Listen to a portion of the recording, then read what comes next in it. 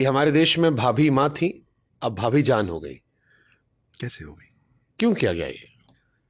भाभी माँ समान होती है, वो आप लोग मजाक उड़ाते हैं, अरे समान होती है। हाँ, ये सब बातें आती हैं। आती है।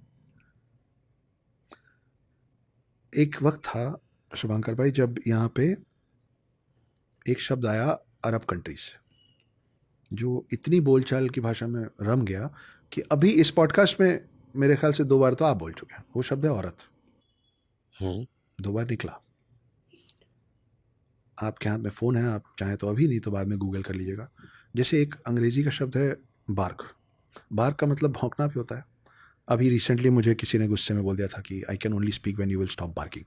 बड़ा हर्ट हो गया था।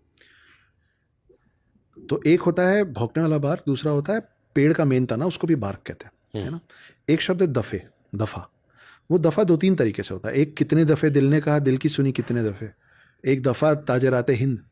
और एक होता है दफ़ा हो जाए यहाँ से। उस एक दफ़ा का 3 मतलब होता है।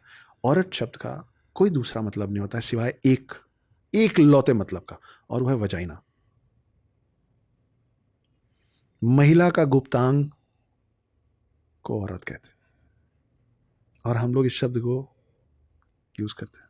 हमको मालूम ही नहीं है। मैं सच करता हूँ। प्लीज कीजिए। बाप रे, ये तो बड़ी खतरनाक चीज आप बता रहे हो जी।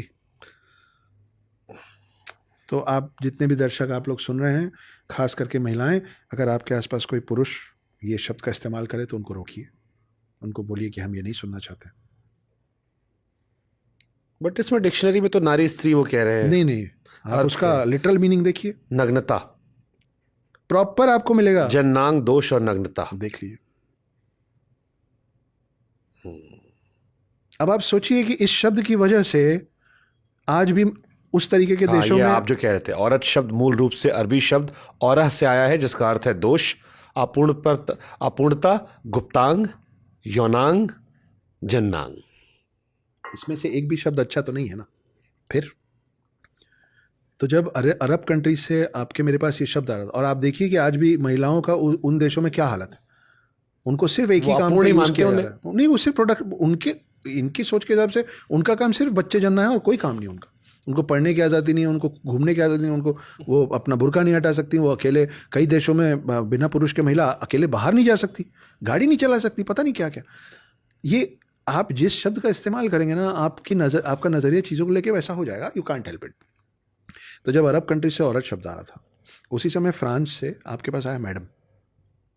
मैडम का मतलब होता है, वहां पे इज्जत देने के लिए महिलाओं को बोला जाता है मेडमोजेल, ये शब्द है।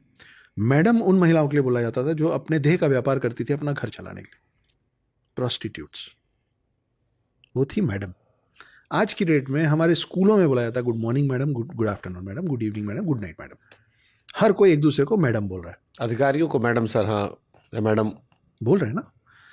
जब फ्रांस से ये मैडम शब्द आया हमने अपना लिया, जब अरब से औरत शब्द आया हमने अपना लिया, उस समय आपके देश में, हमारे देश में एक अनजान महिला को देवी जी बोल के संबोधित किया जाता था, जो आज भी बच्चन साहब के विषय में बोलते धन्य आप देवी जी।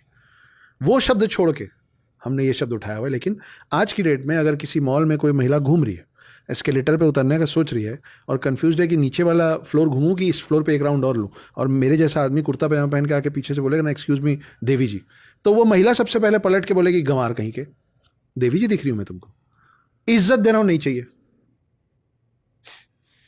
तो ये तो हम लोग की कमी है ना।